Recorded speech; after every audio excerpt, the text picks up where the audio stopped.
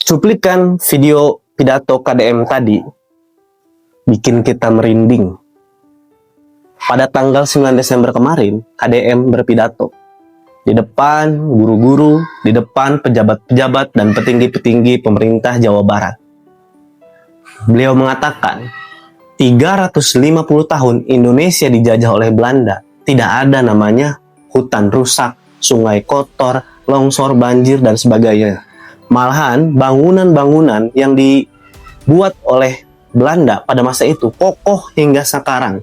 Jalanan utuh bagus hingga saat ini. Sedangkan Indonesia 80 tahun merdeka, apa yang diperbuat? Banjir di mana-mana akibat pembalakan hutan, longsor di mana-mana, sampah berserakan, sungai-sungai kotor, tercemar oleh pabrik-pabrik dan sebagainya.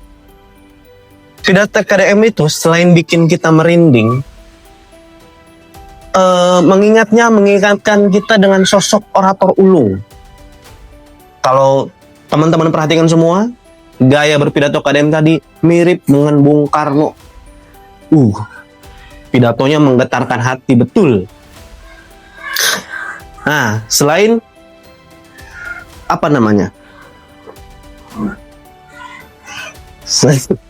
Selain pidato KDM tentang banjir, banyak hal yang dia bicarakan tentang Republik ini, tentang Jawa Barat, dan tentang masyarakat Indonesia. Mau tahu video selengkapnya seperti apa? Mari kita saksikan sama-sama. Ketakutan. Maka saya lama sekali menghadapi itu dengan penuh kesabaran. Deddy Mulyadi representasi dari wiwitan. Deddy Mulyadi pemimpin yang senantiasa mengembangkan kemusyrikan. Dan saya menerima itu dengan lapang dada. Kenapa? Bagi saya tidak masalah saya disebut musyrik, tidak masalah saya disebut kaum wiwitan. Yang penting saya bisa menyelamatkan gunung-gunung, yang penting saya bisa menyelamatkan hutan-hutan, dan yang penting saya bisa menyelamatkan lautan. Kenapa? Tanpa gunung, tanpa hutan, dan tanpa lautan, Indonesia tidak akan pernah ada lagi. Saya di sini ada orang yang saya kagumi ketika saya masih kuliah semester 1 dan sempat mengundangnya acara maulid di STH Purnawarman Purwakarta, Kiai Haji Miftah Farid. Saya ucapkan terima kasih.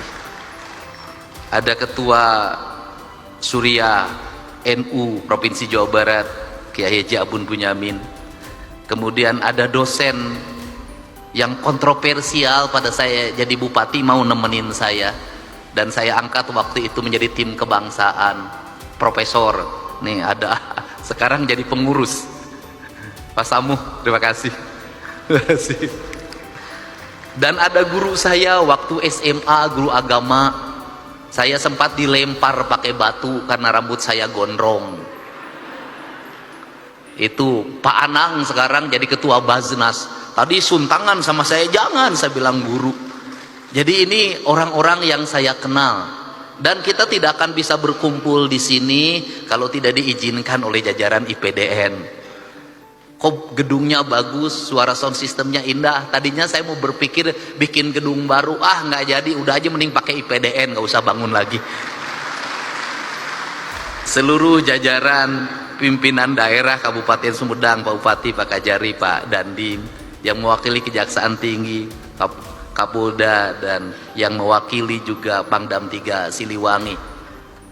Ini Gus Muafik ini, Kak Kuarnas, ini mitra saya waktu Komisi 4, Kepala Bulog. Dan saya ingat betul, kenangan yang ada, saya ada di channel saya, Pak.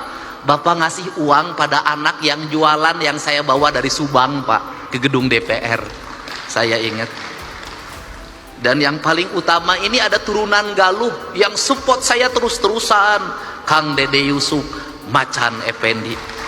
Mudah-mudahan macannya ada lagi, Pak, karena sekarang macan mulai kehilangan hutannya.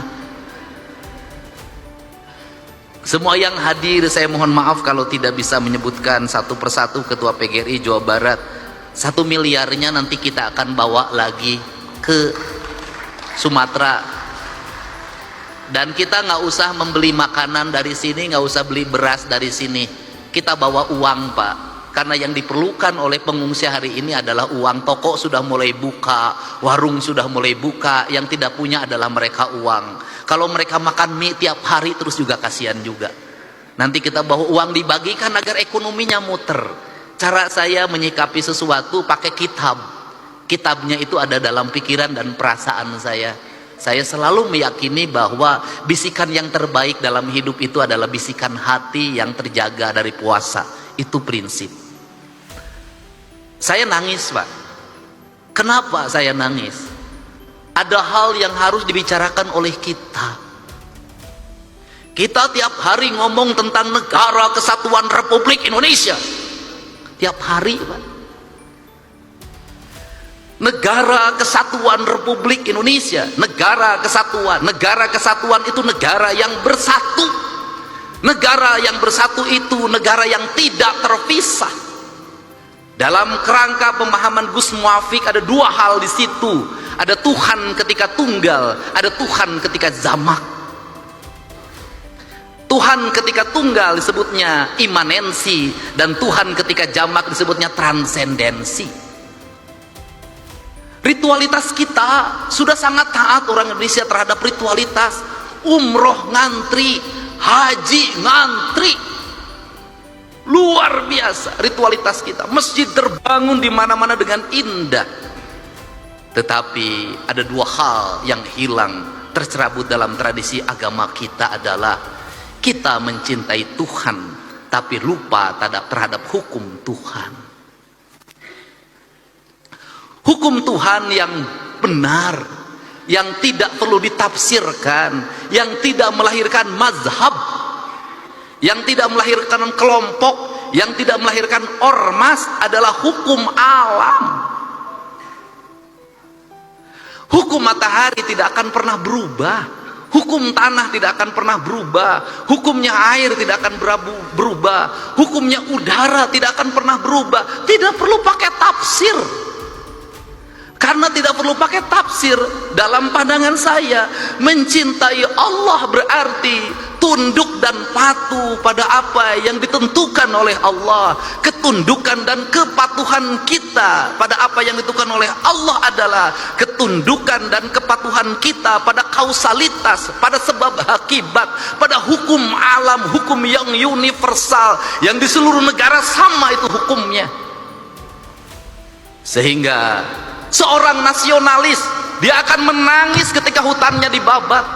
Seorang nasionalis dia akan menangis ketika hulu-hulu sungainya diuruk. Seorang nasionalis dia akan menangis ketika mata airnya makin mengering.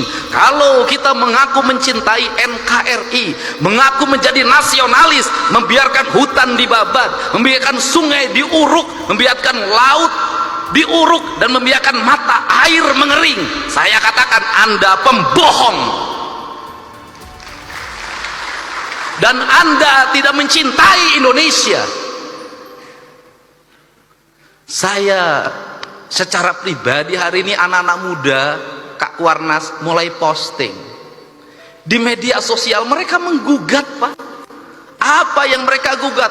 Belanda menjajah Indonesia 350 tahun, gunung masih utuh, samudra masih terbentang luas, sungai-sungai jernih, dia meninggalkan perkebunan yang terhampar, bangunan-bangunan yang indah, gedung-gedung yang kokoh, jalan-jalan yang kuat, jembatan kereta api yang kokoh. Indonesia merdeka 80 tahun. Gunung gundul, sungai keruh, hutan menggunung, bangunan-bangunan hampir tidak ada yang berkualitas, jalan-jalan mudah rusak, jembatan mudah roboh. Pertanyaannya adalah siapa yang penjajah itu? Ini kesadaran mungkin tidak layak diomongin sampai gubernur, tapi saya mewakili hati nurani saya yang selalu ingin saya ungkapkan dimanapun. Kenapa? Ini problem bangsa. Dan kebiasaan kita ini adalah ketika bencana kita ribut melakukan perbaikan.